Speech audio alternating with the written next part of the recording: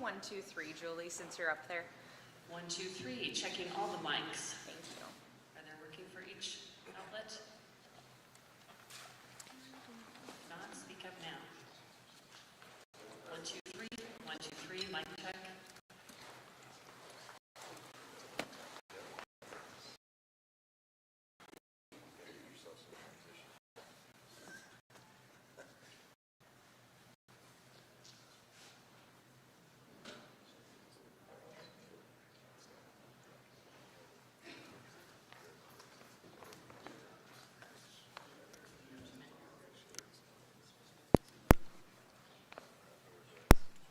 You know, I'll try it again. Thank you. I'm going to try to get further away. Okay. Thank you, Julie. All right, try again. Mic check, 1, 2, 3, 3, 2, 1. Jeff, is that better? 1, 2, 3, 3, 2, 1. Mic check. City Cable 5.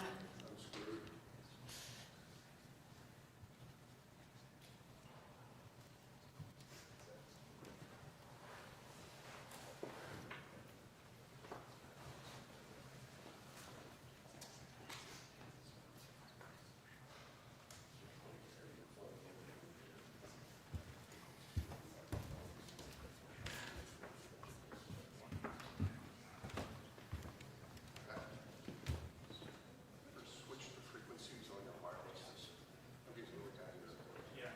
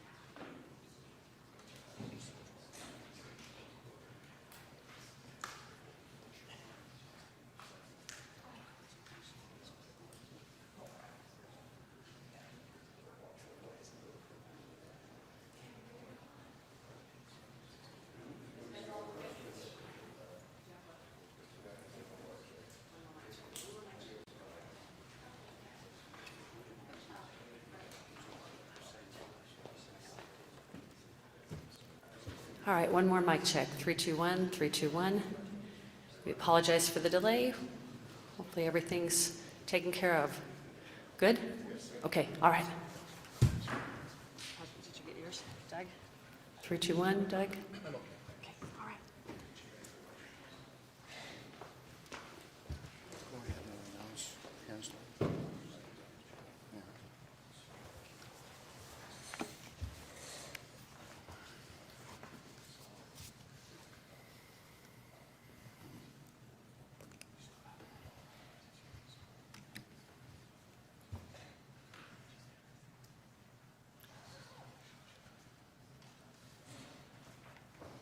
All right. Good afternoon. My name is Dave Ellis. I am the Chief of Police for the Spokane Valley Police Department. Thank you for coming to today's press conference regarding new legislative changes to take effect this Sunday, July 25th. The police chiefs and sheriffs here today, some who have traveled a long ways to attend, share concerns about these new laws and how they will impact the ability of officers and deputies to serve their communities. Spokane Police Chief Craig Meidel and Spokane Sheriff Ozzie Knizovich will cover some of these changes in a moment. But first, I'd like to recognize the police chiefs and sheriffs in attendance.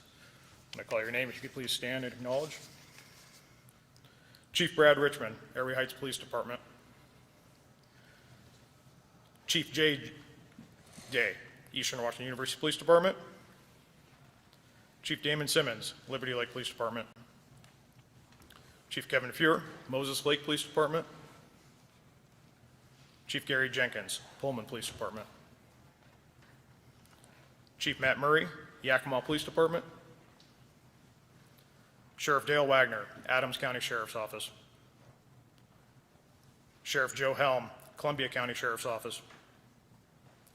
Sheriff Raymond Maycumber, Ferry County Sheriff's Office. Sheriff Drew Heyer, Garfield County Sheriff's Office. Sheriff Glenn Blakesley, Ponderay County Sheriff's Office. Sheriff Brett Myers, Whitman County Sheriff's Office.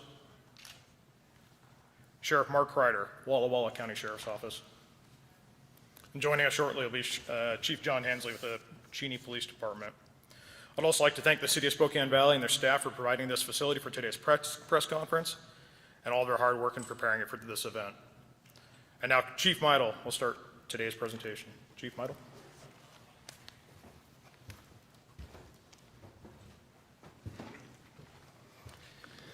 Good afternoon. Thank you all very much for being here, and I want to extend a special thank you to all the sheriffs and chiefs, many who gave up their entire day to be here.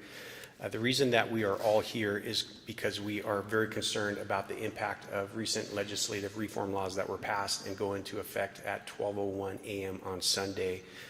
There will be some significant changes to what communities can expect to see from their law enforcement. There will be a change in the types of calls that we go to and the types of calls that we can no longer go to. One of the things that I can say when speaking for all of us is our number one priority is the safety of the community, to continue to serve our communities with professionalism and do everything we can to keep the community safe.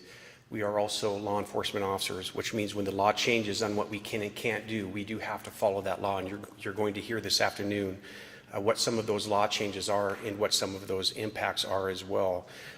I won't get into a whole lot of details now. I know the sheriff has a presentation, but I'm also hopeful that our sheriffs and chiefs will be able to say a few words as well. It's important for everyone to understand that you have law enforcement leaders, all very, very intelligent people who are all looking at this, and we are all extremely concerned about what's going to happen to not only our communities, but to the states as well. And with that, I'll turn it over to the sheriff.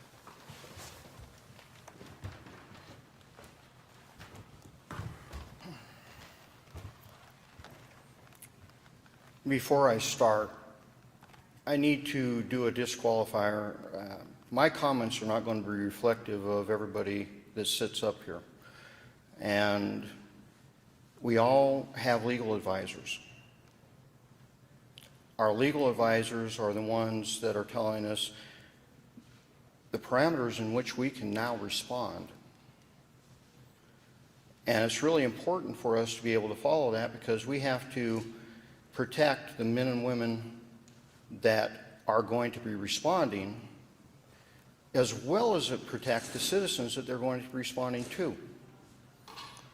Because these new law changes changed some of the dynamic concerning who has the authority to discipline law enforcement, who can be decertified for months on end, not terminated, decertified, meaning they can't do their job if they violate any of these particular laws or, quite frankly, any other law.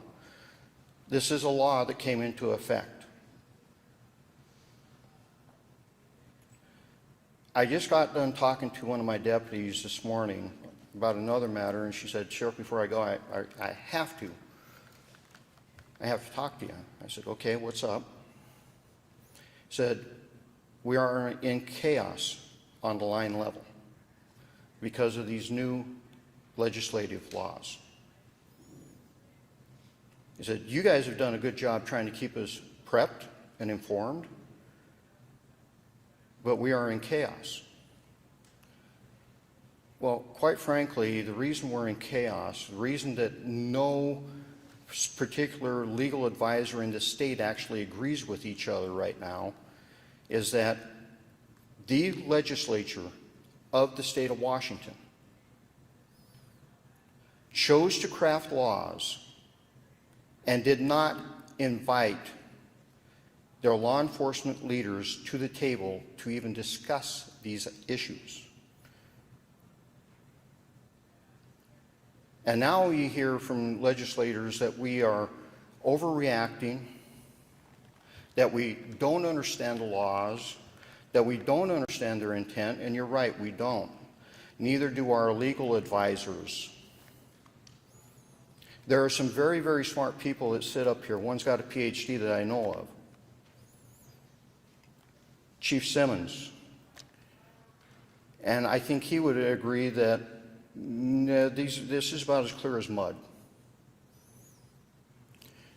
The legislatures decided to do this. They decided to do and implement these changes, and the question that you all need to be asking is why? Even worse, they gave CJTC, the Training Commission, and the Attorney General's office 1 year after implementation to develop the training, the policies and procedures concerning these new laws. They did it backwards, folks. If you're going to implement this type of reform, the first thing you do is develop the policies, develop your training, train your people to those policies, then implement the law. That's how it should have been done. But in their zeal to reform Washington, they did it backwards. And then they want to claim that we don't understand. Well, you're right. We don't. Nor do we understand the why behind all of these changes, other than the emotion behind certain high-profile instances involving police, which are the minority instances that happen in this community across the United States. We talk about science on almost every front there is. COVID, climate change. When are you, legislator, going to ask us about the science behind use of force and law enforcement? When do we have that discussion? Because if you would have had that discussion, you may have had a different view on your reforms. I'm not sure who's got the ability to change the PowerPoint. I don't see anything, Mark.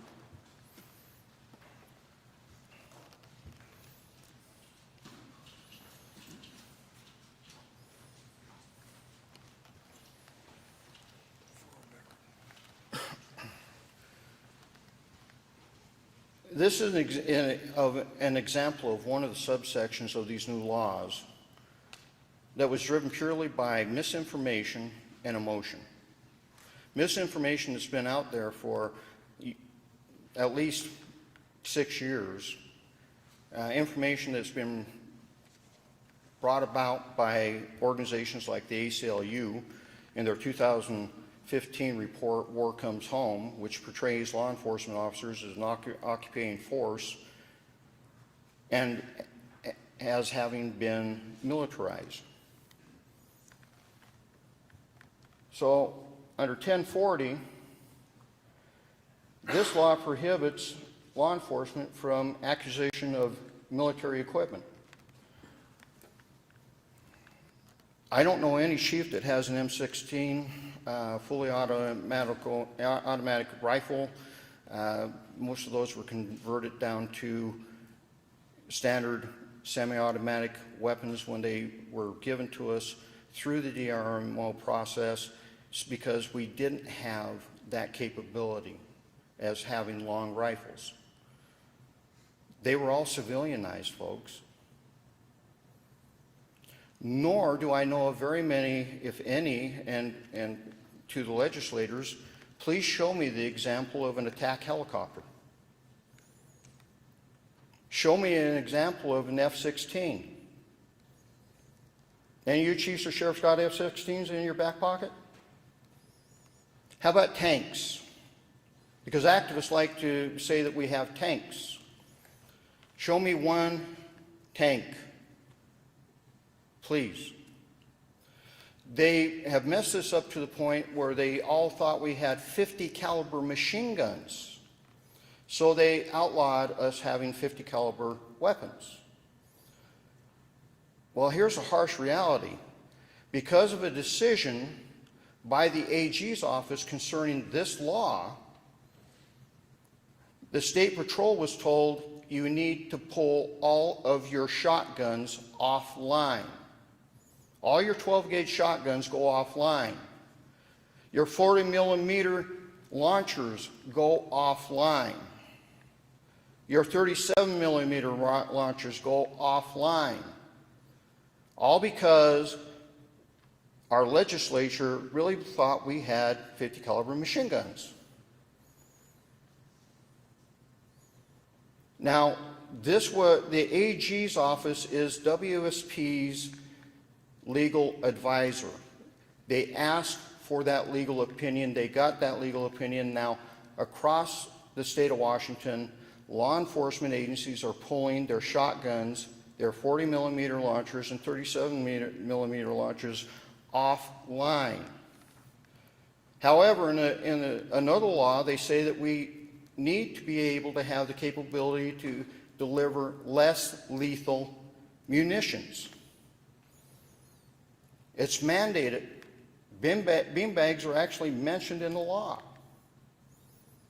How do I now use that capability of less lethal when you outlawed the delivery system?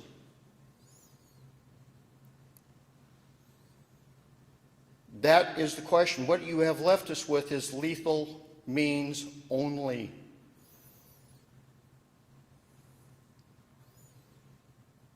So you tell me we're confused. Your own AG said we needed to do this.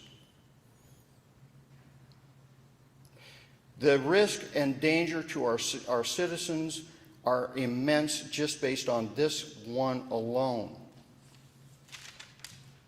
And they did it because activists convinced them that we were militarized. Show me an example of any of those type of equipment in law enforcement. And quite frankly, shame on you, state reps and senators, for not demanding to show the proof. Show us the proof that this is going on.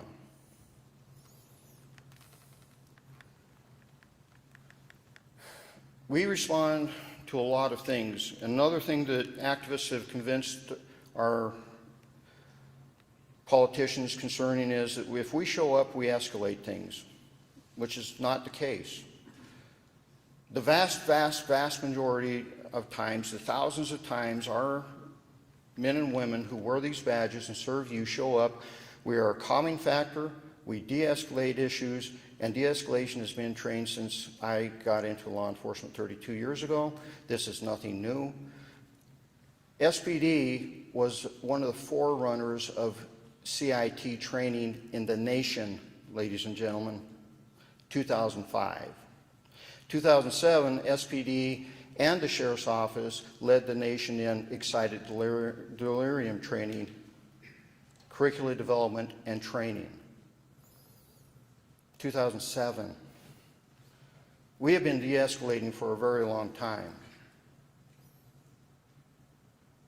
But activists and activist politicians want you, the citizens of our respective state, counties, and cities, to believe that all we do is go in and escalate. That is not the case. This is one potential fallout in reference to somebody that's having a true medical problem. Mental health is a medical problem that we may not be able to go to anymore. Our legal advisors are telling us this. As a matter of fact, if you read the last sentence, the last 5 words in that sentence, if there's not a crime there, you leave.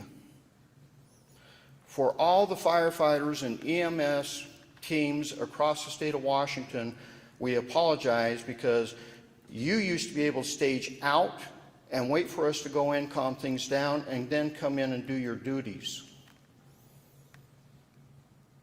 We really don't know if we can do that for you anymore.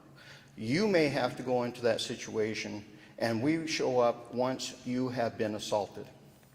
And if you don't think that that happens, my daughter was a paramedic for AMR in this community. Within 2 months of being in that position, she bought herself a bulletproof vest and said, thank God for deputies and police officers because they saved her life on multiple occasions. All because your legislators, some of your political activists and activist legislators want you to believe we are the bad guys. We are the ones that escalate.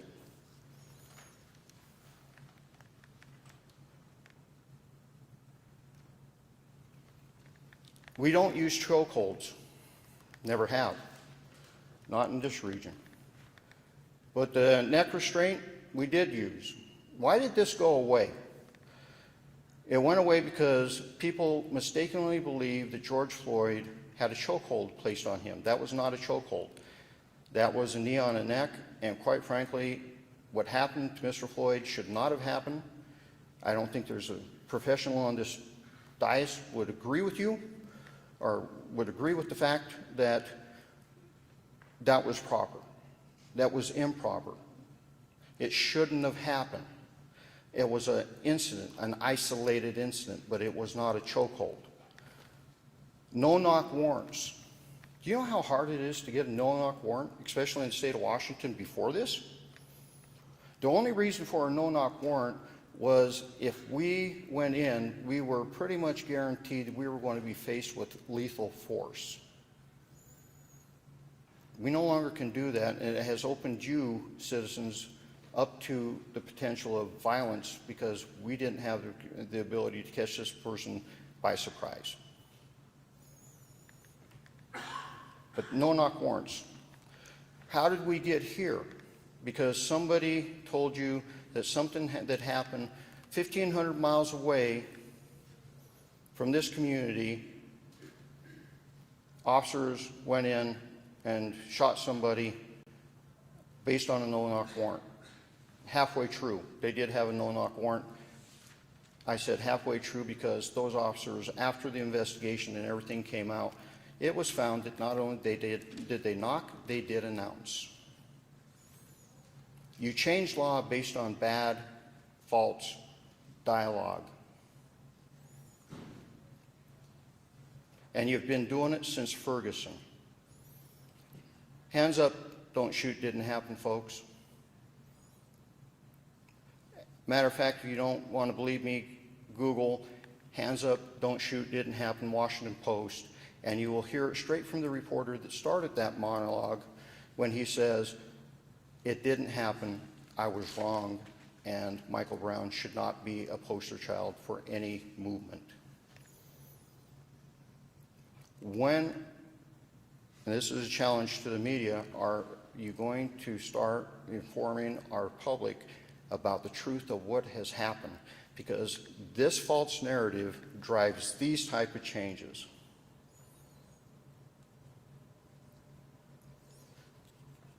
The men and women of our state, the men sitting with us here today, have dedicated their lives to protection of this community.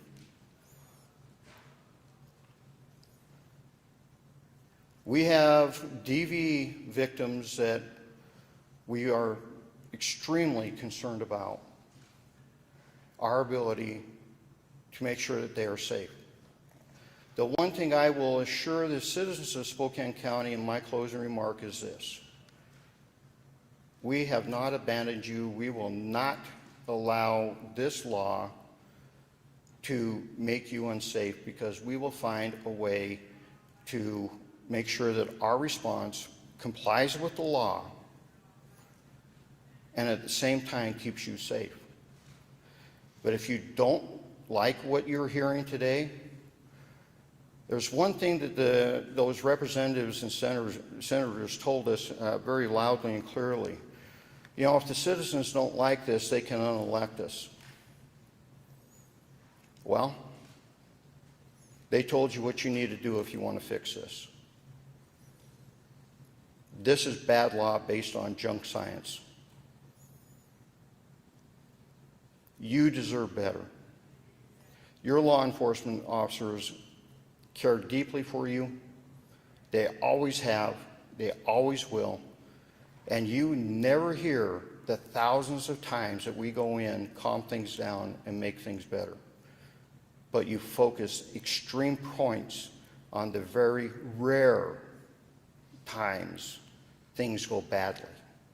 If you look at the science states this: excessive use of force in the United States happens at a statistical level that it can't really even be validated.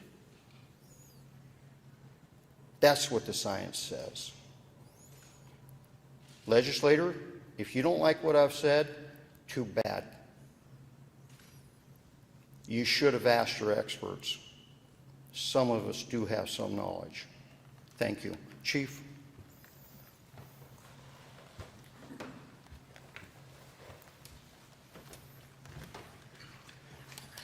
Thank you, Sheriff, and I'll keep my comments short. I definitely would love to hear from some of the other chiefs and sheriffs as well. So some of the nuances of these bills has created confusion, and I think that's why you'll see with some of our agencies, we're close in a lot of areas, not exact in a lot of areas. And just to give you a couple examples, when it comes to use of force, the nationwide standard has always been an officer may use reasonable force based on specific and articulable facts. The courts have said for decades that reasonable force cannot be boiled down to specific direction in every single occasion because there's so many different variables. However, Washington State has restricted that to now officers and deputies may only use the least amount of physical force necessary to overcome resistance. So the least amount of physical force is somewhat of an objective term. I'm going to give you a quick example of a call we went on a couple weeks ago. A mental health individual in the street had a rock in his hand, clearly a danger to himself, clearly a danger to other people. Our officers knew that they could not leave because he was either going to get run over by a vehicle or he was going to use that rock against other folks that were outside this facility. So when an officer would go to contact this individual, he would take a bladed stance, ball his fist with a rock in his hand. So clearly pre-assaultive indicators, the officers know if they move in, they're going to be assaulted. So the officer could do an armbar, a leg sweep, try a hair hold takedown, they could try a taser. So any one of those tools would potentially be reasonable, but which one is the least amount of physical force? I use that to illustrate there's a lot of ambiguity with these laws that are exposing counties, municipalities, departments, and sheriff's office to tremendous amount of liability. One of the other things that is required, and you're going to see slower responses to some of our calls. We are sending more officers to more calls where we have a higher likelihood of some kind of resistance or violence occurring. That's also part of the bills, is they require more resources to respond. That makes sense. It comes with a consequence of taking longer to get to some of these calls. One of the requirements of these bills as well is that officers must reposition as often as necessary to avoid using force. As often as necessary, is that 2 hours? Is that 2 days? Is that 3 weeks? So again, you have this very ambiguous phrase, as often as necessary, our officers and deputies need to reposition themselves to avoid using force. Under the current law, which changes this Sunday, the officers are required to use reasonable force in reasonable circumstances. So you're going to see a lot of these calls are just going to take longer because the law now requires us to take as long as necessary to avoid the prospect of using force. Officers are only authorized under House Bill 1310 to use force, in essence, under 4 prongs: to protect against criminal contact when an officer is making an arrest, to make an arrest, to prevent escape, and to prevent or to protect against an imminent threat of injury. So when officers respond to mental health calls, it is not illegal to have a mental health crisis. There's no crime. They may be committing other crimes, which is different, but many of the calls we go to, the person is just having a mental health crisis. If they are not engaging in any of those prongs, officers are not allowed to use force to bring this person and get the help that they need, and we've all seen them on our streets. So officers will do their best, make their best efforts. They will use a good faith effort to try to get this person help. But in the end, if this person refuses help and they're not breaking the law, which most of them are not, officers are not authorized under this bill to use force. We're hoping that's going to change. We're hearing there's discussions that's going to change. But until that change occurs, at least for the Spokane Police Department, we're not going to be using force to take someone who's only having a mental health crisis into custody. It is contrary to the way the law is written, and the law is very clear in this area. Also, officers must, direct quote, exhaust available and appropriate de-escalation tactics. That exhaust ties into take as long as necessary. We could literally probably spend weeks on one call and still not exhaust our efforts to try to gain compliance. An example we use, if an officer officers are engaging with someone for 2 hours and they finally determine we need to now take this person into custody, they're a danger to the community, they use force. Well, what's the counter the argument if you'd waited 3 hours instead of 2? There's, again, a tremendous amount of ambiguity. To be blunt, these laws are creating a lot of fear amongst law enforcement because they are very, very ambiguous. Again, officers must take as much time as necessary before using force. If there is no crime that is imminent, officers are required to leave the area. So we will continue to go on the vast majority of calls that we go on, and that falls under the umbrella that we've all taken an oath to keep our communities safe. However, if there is no imminent threat of a crime occurring, officers are required to leave the area, and you saw that on the sheriff's PowerPoint. We have to leave the area, and it's not that we want to, because we truly believe, based on our experience of thousands and thousands of calls, we go on over 100,000 incidents every year. Almost without exception, the presence of law enforcement calms things down. Our officers become very, very good at de-escalating. However, even when tensions are high, if there's no crime and it doesn't appear that there's going to be any kind of assault or crime, officers are required to leave the area. I'll say one last thing, and then I would definitely love to hear from some of our other sheriffs and police chiefs. The threshold with which force can be used is now probable cause. The law in the rest of the nation falls under a Terry stop. So when we respond to calls, many of our calls are in progress. As we're arriving, it's not uncommon that the suspect or suspects are fleeing the area because the police are arriving on scene. Effective this Sunday, officers need probable cause to use force to detain that person. We can still ask for voluntary compliance. My sense is once the community understands that we can't use force under reasonable suspicion to keep someone from leaving while we continue the investigation, we're going to see a lot more people fleeing the area. We are not allowed by law to use force unless we have probable cause. So what that means in layman's terms is officers have to be able to conduct an investigation to develop probable cause to be able to stop that person from fleeing.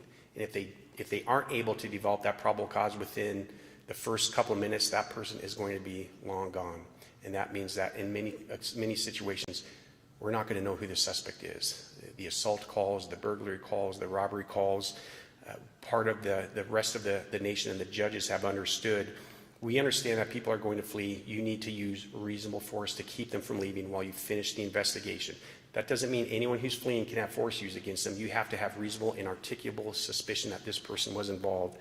And unfortunately, we're going to see a lot of criminals that are going to be able to flee because we haven't been able to conduct that investigation yet because we're still arriving on scene.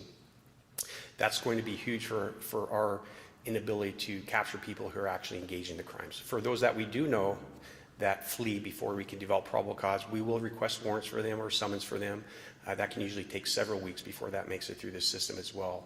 So on top of us not being able to apprehend people at the time they're committing the crime, it's important for the community to understand that we are going to be taking longer to get to their calls. We're going to get there as quickly as we can, but as law enforcement officers, we have to follow the law, and we're going to do everything we can to keep the community safe within the new parameters of these laws. And with that, I'd like to open up to any other chiefs or sheriffs.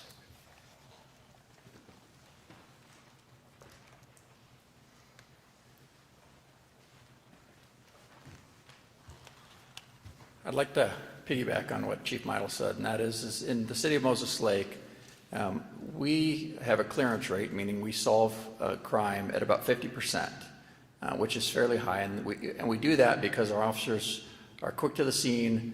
If somebody is on the scene that is a suspect, they can detain them, gather the information while other officers are investigating the case, and we can usually put somebody in custody. We have a fair amount of gang violence in Moses Lake, and we're able to solve a lot of those cases because of our quick action. With losing our reasonable suspicion and having to have probable cause, we are going to see our gang members, when they're involved in gang violence, more than likely, as Chief Meidel said, flee. It's not going to give us the opportunity to, or the ability, the legal authority to stop them and detain them and figure out what's going on. I fear our clearance rate is going to drop significantly. And an unintended consequence of this is that it's going to force officers to do longer investigations, which means it's going to take more officers off the streets because they're going to have to do follow-up, completing these investigations, gaining the search warrants, arrest warrants, whatever they need to be able to clear those out when currently we could probably clear a case out in a night or two. This legislation may take us days, weeks, or even months to complete. And so, again, I fear that our clearance rate will drop because of that. We will, in Moses Lake, continue to make sure that we serve our community per our mission statement. Professionally, we will do everything in our power to make sure that our citizens are safe, and we will take care of them and our staff and our officers. But obviously, with some of this legislation, we're a little handcuffed, and so thank you.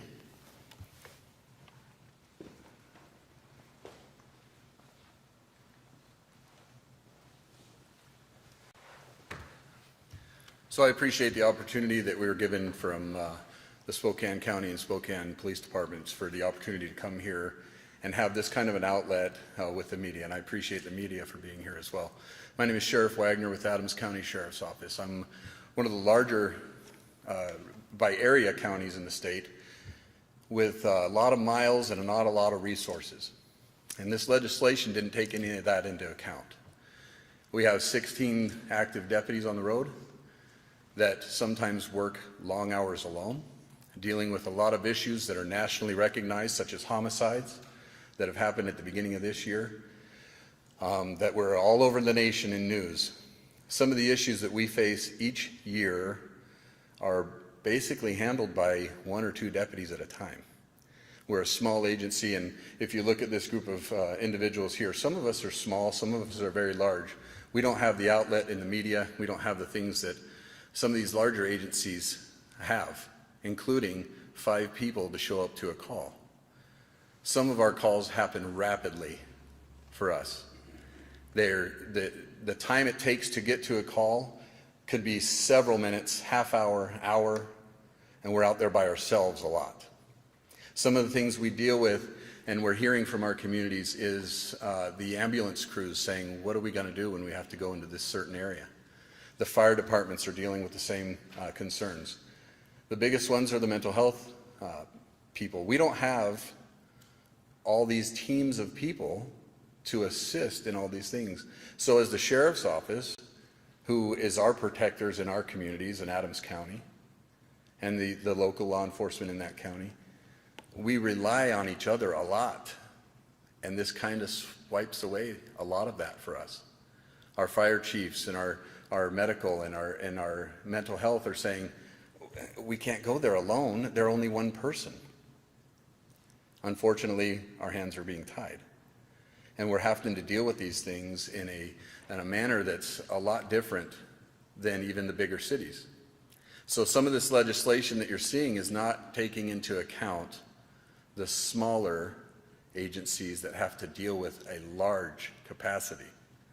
We don't have the resources. And so I would hope that you all consider those things and talk to your legislatures and get them to understand that this isn't just one full swoop that we all fall under.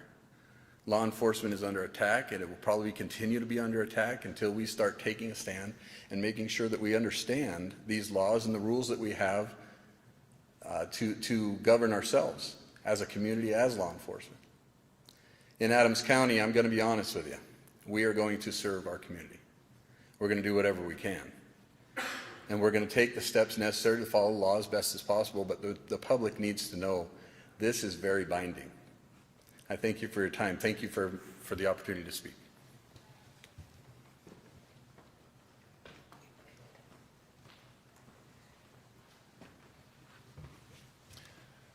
Well, I'm pretty sure any one of us could probably tie up the next 30 minutes if we wanted to. But there's one thing that I want to kind of bring in that I haven't heard talked about a lot today, and that's going to be the demoralization of our deputies, of our peace officers. This isn't what they signed up for. A lot of them on the front line are telling me this is an attack on the identity of the peace officer.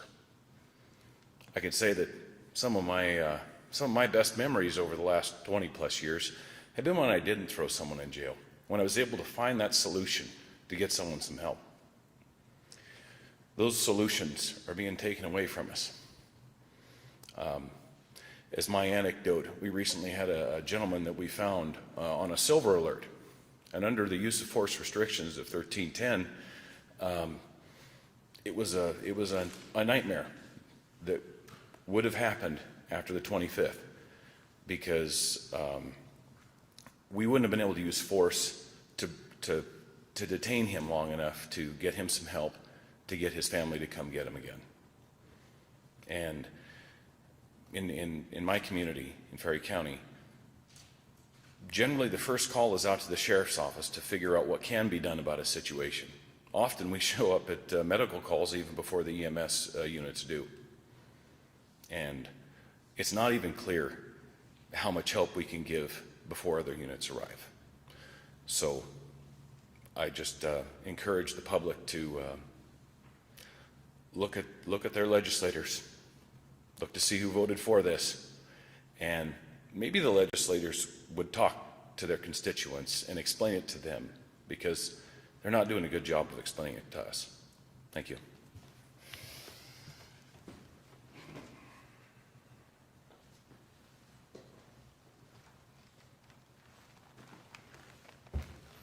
Any other sheriff or chief wish to speak? If not, I'm just going to mention one thing that Chief Meidel mentioned: investigations. The most critical aspect of an investigation are the critical minutes right after the crime happens. If you do not collect the proper information, you do not collect the proper witness information, you do not get information concerning the suspect, you don't have the ability to go back and recreate that often. You lose that precious evidence, which means the victim of those crimes lose their opportunity for justice. Since 2004, the Sheriff's Office has not had an unsolved homicide because of our abilities and the abilities of our people to go out and rapidly collect information, identify suspect information. Your senators, your representatives who voted for these measures put all of that at risk with this legislation. More importantly, if it wasn't their intent, they should have done this better, as I said before. Develop your policies, develop your training, train us, then implement your reforms. We'll open up for questions. Any questions? My question for you, Sheriff, and also Chief. There are some lawsuits against these new laws. Will Spokane County be also filing, joining them? We have joined or are about to join one lawsuit in reference to one of these laws pertaining to 1052, which states that the sheriff, who is, quite frankly, ladies and gentlemen, and no offense to my chief's friends in this room, is the chief executive officer of the county and conservator of the peace in the county. I stress that because your cities are in counties. The legislature, the state constitution puts great weight on our ability to do our jobs. Quite frankly, if a jurisdiction chooses not to investigate certain crimes and we know about it, sheriffs are mandated by law to go and fix the problem and investigate crimes. Much of this law that you see that has changed was King Countyized, Seattleized, because they hate law enforcement over there apparently.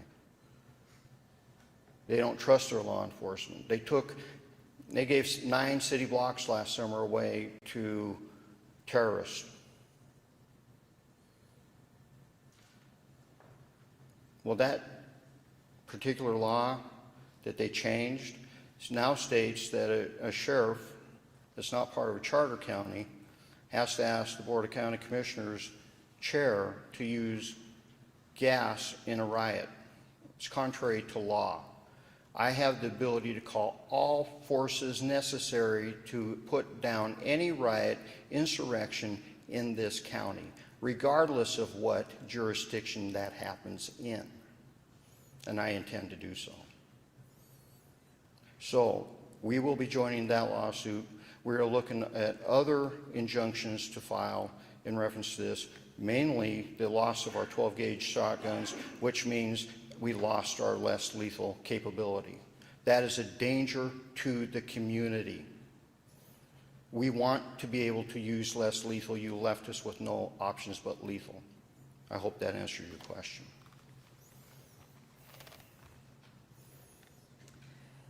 Kind of speaking to the room, having legal assistance on standby, is that something that you guys expect to have handy as far as when deputies respond to different crimes of, well, what can we do? I mean, it sounds like it's all still up for interpretation. So is that maybe a strategy or of how to mud your way through these new laws moving forward?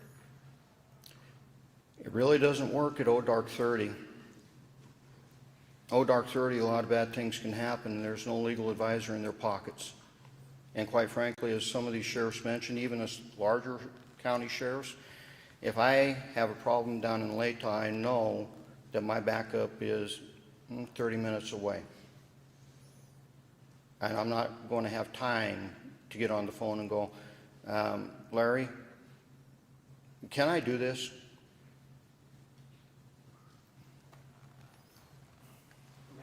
In all respect, so we're trying to get ahead of that right now.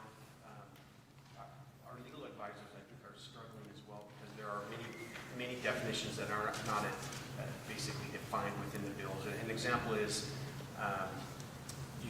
take as much time as necessary before using force. Necessary, we're not sure what that means, and our legal can't tell us because it's not defined. Use the minimal amount of force necessary. What is the minimum amount of force necessary? There's so many variables based on the size of the officer, size of the suspects, is the officer outnumbered, or two things equal. So we typically have a compliance, we have a mid-force levels, and then obviously deadly force levels. That's typically, and I'm somewhat oversimplifying that, how we define force. And we're not sure if that means different levels of force are going to fit within there or not. So as we've tried to get ahead of this by talking with our legal advisors, at least for Spokane City, they're struggling for the same reasons we are, just because there's just not a lot of definitions for some of these vague terms. And folks, before we answer, if you're going to answer, I'd suggest coming up because they're not probably able to pick a lot of your answers up. So come on up to the mic so that they can catch your answer.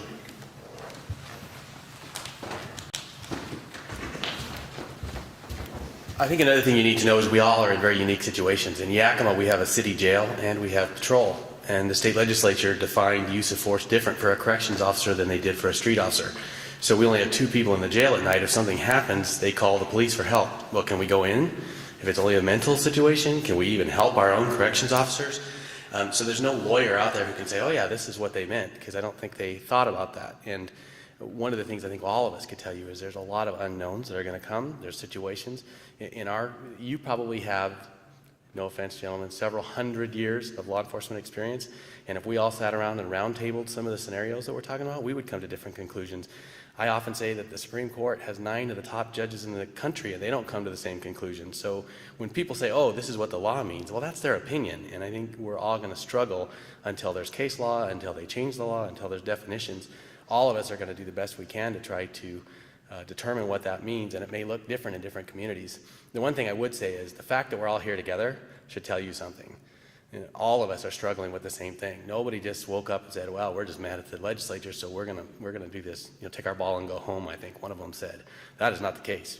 We are truly fearful. We truly want to do a good job. And I think we are showing you through our solidarity here that we may not all agree on the finer points, but we're all concerned, and we definitely want the community to know that we care. We're going to do our best, but this is law. This is not an opinion.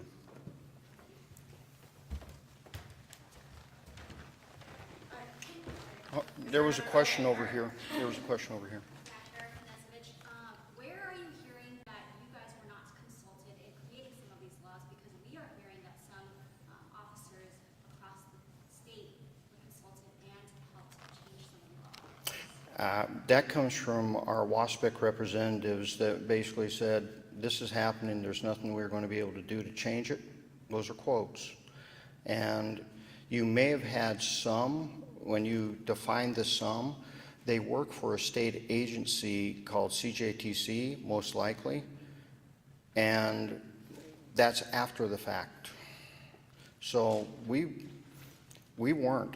I can tell you that in the last 15 years, my legislators call me when they're crafting laws, getting ready, especially if it affects law enforcement. I received 0 calls from 3 of my legislators, that one of whom actually signed on to these laws. They didn't contact us. Now, other legislators in this area were calling me on a constant basis going, oh my goodness, this is about ready to happen and we can't stop it. So there was one time that we reached out, and the only reason we preserved the ability of the state of Washington to have military armored vehicles, not armed, none of them were ever armed, armored vehicles, is because Senator Billick did help us in that arena preserve that capability. But that was it, period. We, very, very crystal clear to us. And quite frankly, this is probably 6 months too late. When we knew that our legislature had basically frozen us out, we should have been standing on the steps of the Capitol going, you want our input? That's when we should have had this meeting then. I'm wondering, what would you say to the other side, some of those groups that maybe think that these laws, these new laws are absolutely necessary? We can open this up to the group. I guess, what would you say to them? I think I already answered that question. Show me the science behind your claim. I'll show you the science. I'm very confident in it. At any minute, I will show you the science. They have failed. Matter of fact, when asked about that during those conversations, they didn't want to hear it. And here's the worst part about the way the legislature went down this year. It was all Zoom. It's pretty easy to freeze people out of meetings, doing Zoom meetings, folks. And that's pretty much what happened. Very difficult to freeze somebody out when they're all sitting in front of you, staring at you.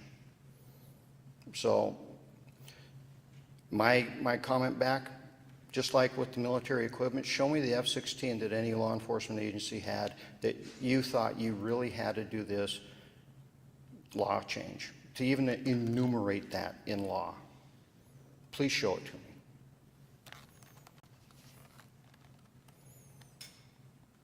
All right. Last question, because we've had you here a long time, and some of these folks got a long way to drive. I was hoping maybe you could help us better understand how your interpretation is with the use of force and the use of tear gas. How, after Sunday, what I'll give you my interpretation, then I'll open it up to any sheriff or chief that wants to tag on that. Come Sunday, we don't have the capability of delivering tear gas. I hope you understand that. They took that away. That means that hostage situation that we had a few nights ago, where we were figuring out how to get that, and it resolved peacefully, folks, because that's what we do 99% of the time. If that had got escalated, we would have had the capability of putting gas rounds into the house using 40 millimeter, 37 millimeter capabilities or shotguns. Now, if that happens, come midnight, the 25th, a SWAT operator will have to go up, rake the window, and insert it by hand. Very much more dangerous. Very much more likely for a lethal encounter. But they took away our ability to deliver gas, munitions, and again, if you think that we misinterpreted that law, well, your own AG's office said that's what needed to happen.